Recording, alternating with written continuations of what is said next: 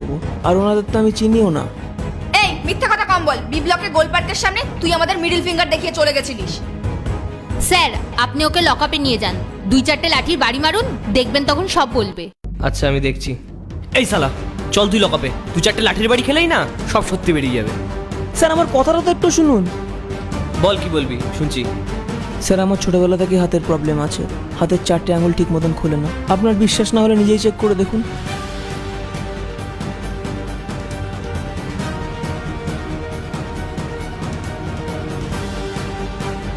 Sir আমার বাইকের indicator নষ্ট হয়ে গেছিল, আমি লেফট সাইডে যাওয়ার জন্য ওনাদেরকে বাহাত দেখিয়েছিলাম, কিন্তু ওনারা সেটা ভুল ভেবেছেন।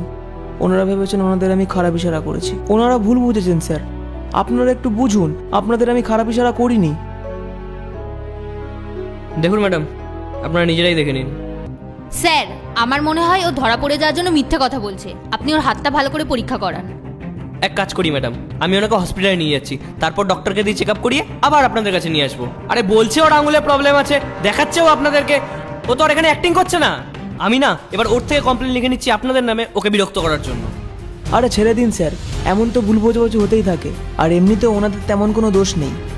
দেখলেন আপনারা, এত ছোটোখাটো ব্যাপারকে নিয়ে এত বড় তামাশা করার আগে না একবার ভেবে দেখা উচিত ছিল।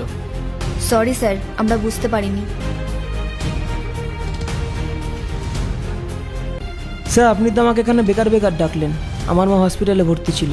আরে কি করবো বল, তখন থেকে ওখানে বলেই যাচ্ছিল কমপ্লেন লিখুন, আর ভালোই হয়েছে। তোকে দেখে অন্তত ওরা এটা বুঝলো যে দোষটা ওদেরই। আর মেয়েরা যখন বলেছে তখন তো এটা আমাদের করতেই হবে, আমরাও তো নিরুপায়।